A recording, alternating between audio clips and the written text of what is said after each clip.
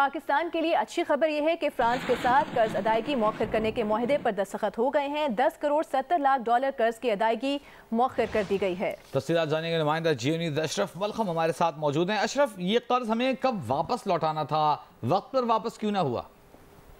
जी, जैसा कि आपने कहा जो आज के मुआहदे पर दस्तखत हुए हैं, ये G20 ममालिक की तरफ जो फैसला किया गया था कोरोना वबा की वजह से कि गरीब ममालिक हैं उनकी जो अदायगियाँ थी मौखर की गई थी कोरोना की वजह से, क्योंकि रिसेशन था उस वक्त। उसके तहत जो मौखर तो हो गया था, इसकी अदायगी गुज़श्ता साल जुलाई और दिसंबर के दरमियान होनी थी, लेकिन चूँकि ऐलान हो चुका था कि अदायगियाँ मौखर हैं, इसलिए पाकिस्तान ने अदायगी नहीं की थी। अब जो 6 साल की ये मौखर हुआ, जिसमें 1 साल का कंसेशन है, 1 साल के दौरान अदायगियाँ नहीं होगी।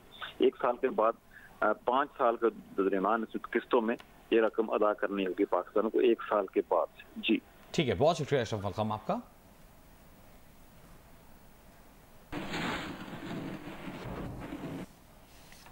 MQM पाकिस्तान के रहनुमा वसीम अख्तर ने कहा है कि अब हद हो गई है, मुआहदे की वजह से खामोश हैं। अगर पीपल्स पार्टी मुआहदे से मुनहरिफ होती है तो MQM भी बहादुराबाद ऑफिस को ताला लगाकर सड़कों पर होगी।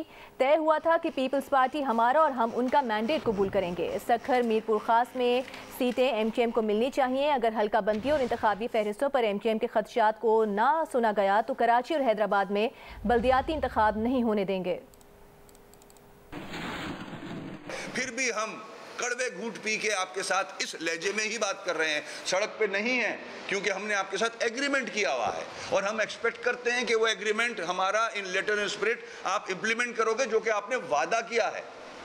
अगर आप उससे मुनहरिफ होते हो, हटते हो, तो फिर हम भी बहादुराबाद को ताला लगाएंगे और फिर सड़कों पे आएंगे, क्योंकि इनफ इज़ इनफ। अब हमने हर इदारे के सामने ये बात रख दी है। दूसरी जानिब हुकूमती इत्तेहादी JUIFA के सूबाई सेक्रेटरी जनरल ने भी सिंध हुकूमत के खिलाफ तहरीक चलाने का ऐलान कर दिया है। पीपल्स पार्टी पर बल्दियाती इंतखाब में धांधली का इल्ज़ाम लगाते हुए राशिद महमूद सुमरो ने कहा, बल्दियाती इंतखाब के धांधली ज़दा नताइज मुस्तरद करते हैं। कारकुनान पर तशद्दुद और दहशतगर्दी के मुकदमात के बाद विफाक में इत्तेहाद पर गौर करेंगे। इंतखाबी नताइज मुस्तरद करते हैं। पार्टी क़यादत से भी जरदारी भगाओ, सिंध बचाओ तहरीक शुरू करने का मुतालबा कर दिया। सिंध हुकूमत के खिलाफ तहरीक जारी करने का ऐलान कर रहा हूँ। घोटकी से कराची तक जमीयत उलमा इस्लाम अब रोडों पर होगी सिंध हुकूमत के खिलाफ। सिंध हुकूमत से सिंध के अवाम की जान छुड़ाने तक, जनाब आसिफ अली जरदारी साहब से इस सिंध के अवाम की जान छुड़ाने तक अब जमीयत उलमा इस्लाम सिंध में तहरीक चलाएगी। हुकूमत में हम जरदारी साहब के साथ नहीं हैं, हम शहबाज शरीफ साहब के साथ हैं। तो हमने शहबाज शरीफ साहब को कह दिया है कि वो इस चीज़ का नोटिस लें, अपने इत्तेहादी से बात करें, और हमने अपनी जमात को भी कह दिया है कि वो इस इत्तेहाद का जायज़ा लें। असर नो ये नहीं हो सकता कि हम बैसाखी भी दें और उसी हुकूमत के इत्तेहादी जमात के हाथों पिटते भी रहें, ये मुमकिन नहीं है। और सिंध असम्बली के इजलास में बजट पर बहस का सिलसिला आज भी जारी रहा। इजलास डिप्टी स्पीकर रेहाना लगारी की ज़ेर सदारत शुरू हुआ। आज के इजलास की तफसील इस रिपोर्ट में। सिंध असम्बली का इजलास डिप्टी स्पीकर रेहाना लगारी की सदारत में शुरू हुआ। इजलास में सिंध के बजट पर आज भी बहस का सिलसिला जारी रहा। सूबाई वजीर मखदूम महबूब जमान का असम्बली में इज़हार ख्याल करते हुए कहना था कि सूबाई बजट में सिंध में मुख्तलिफ तरक्याती प्रोग्राम्स के लिए रकम मुख्तस की गई है। सिंध इन्फेक्शन डिजीज अस्पताल के लिए 1651 मिलियन रुपए रखे गए हैं। सूबाई वजीर का मजीद कहना था कि सिंध हुकूमत ने मुलाजमीन की तनख्वाहों में 15% इजाफा किया है। हमारा एम्फेसिस रहता है कि सिंध के अवाम को एम्प्लॉयमेंट मिले और जो एग्जिस्टिंग हमारे सिविल सर्वेंट्स हैं उनको एक इंक्रीज मिले सैलरी में। तो मैं मुबारकबाद दूंगा हमारी पूरी सिंध की अवाम को कि उनकी सैलरीज में इजाफा हुआ। MQM के रुकन सिंध असम्बली ख्वाजा इज़हारुल हसन का कहना था कि अवाम की किस्मत से इनकलाबी सियासत में तब्दीली आती है। वज़ीर आला की जानिब से वफाक के लिए तकरीर में MQM पाकिस्तान का तस्करा न करने पर ख्वाजा इज़हार ने वज़ीर आला सिंध को तंज़िया शेर सुना दिया। साढ़े जिक्र भूल गए, क्योंकि फिर वही बात है कि मैं चाहता भी यही था, तू बेवफा निकले और तुझे समझने का कोई तो सिलसिला निकले। इस पूरी तकरीर में ये कंबाइन एफर्ट थी। जिस तरह पिछले दौर में 7 नशिस्तों पे वजीर आजम तशरीफ फरमा थे, तो इस बार भी MQM ने एक बहुत बड़ा पॉलिटिकल रिस्क लेकर एक लॉन्ग टर्म विजन के तहत हमने ये फैसला किया। सेशन में बजट के हवाले से मुख्तलिफ रहनुमाओं की जानिब से बहस का सिलसिला जारी रहा। कराची के इलाके मलिर हॉल के करीब बाहर खड़े मोटरसाइकिल मुल्जिमान बआसानी लेकर फरार हो गए। सीसीटीवी फुटेज जी न्यूज़ को मौसूल हो गई। मलिर हॉल में पार्क के बाहर मुल्जिमान बआसानी मोटरसाइकिल लेकर फरार हो गए। सीसीटीवी में देखा जा सकता है कि 2 मुल्जिमान बाइक पर सवार 2 अफराद पार्क के बाहर आकर रुके और पार्क के अंदर जाकर बाइक का ताला तोड़कर मोटरसाइकिल लेकर फरार हो गए। इस वाक़े की फुटेज जी न्यूज़ को मौसूल हो गई है। पुलिस के मुताबिक वाक़े का मुकदमा थाना अल-फलाह में दर्ज कर दिया गया है।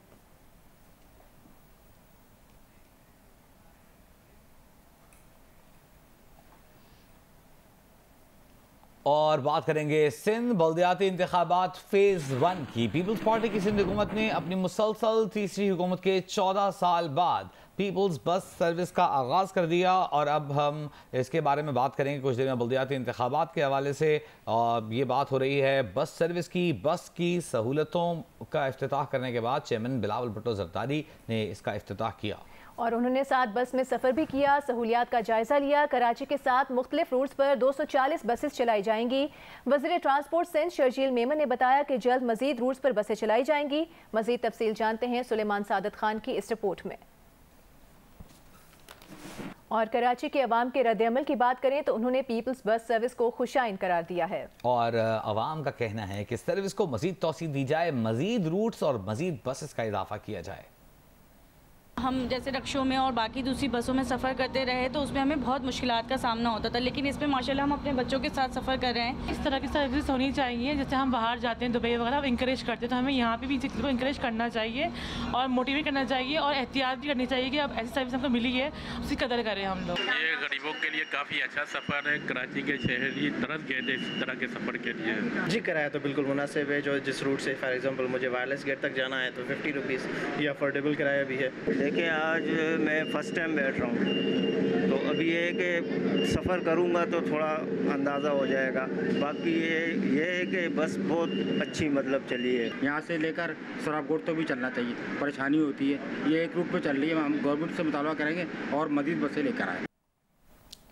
कराची में पार्किंग प्लाजा के करीब निजी सिक्योरिटी गार्ड्स की जानिब से अवाम से बदतमीजी की गई। गाड़ी को पुलिस मोबाइल की तर्ज पर बनाया गया और रंग भी वही किया गया है। ये मामला क्या है, बात करेंगे नुमाइंदा जियो न्यूज़ तलहा हाशमी से। तलहा, ये क्या मामला है और इन गार्ड्स का कोई मौक़िफ़ सामने आया है, इनसे कोई पूछताछ की गई है? नहीं, अभी तक इनका कोई मौके सामने नहीं आया है। कराची में अक्सर ये देखा गया है कि जो VIPs के स्कॉट्स होते हैं वो शहरियों से बदतमीजी भी करते हैं और बाज़ औक़ात तशद्दुद के भी वाक़या देखने में आए। ये वीडियो है पार्किंग प्लाजा के करीब जब एक पुलिस मोबाइल की तर्ज उसी कलर पे ये निजी सिक्योरिटी गार्ड ने अपनी गाड़ी बनाई थी और ये उसी तरह जिस तरह स्कॉट्स करते हैं शहरियों को पीछे हटा रहे थे, ट्रैफिक को रोक रहे थे और इसके साथ साथ वो कई वो चलते रहे वहाँ पे। फिर उसके बाद ये वहाँ से MA जनरल रोड की जानिब निकल गए और इस दौरान एक police mobile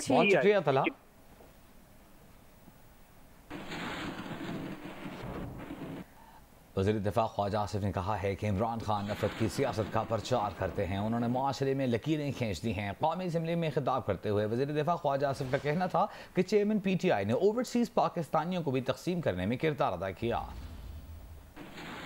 Khan and company जो है बरतानिया में भी, अमेरिका में भी, कनाडा में भी और दूसरे मुल्कों में भी, वहां से पाकिस्तान की इज्जत और आबरू का इस शख्स को इतना ख्याल है कि वहां से उन प्लेटफॉर्म से बैरून मुल्क जो है अजनबी ममालिक, अजनबी प्लेटफॉर्म से पाकिस्तान पे, पाकिस्तान के अदारों पे, पाकिस्तान के चीफ ऑफ स्टाफ के ऊपर अटैक करवा रहा है।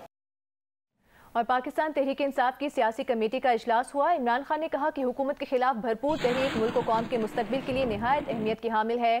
खौफजदा सरकार आईन कानून और जमहूरी इक़दार की धज्जियां यूं उड़ा रही है जैसे किसी आमिर ने भी नहीं उड़ाई।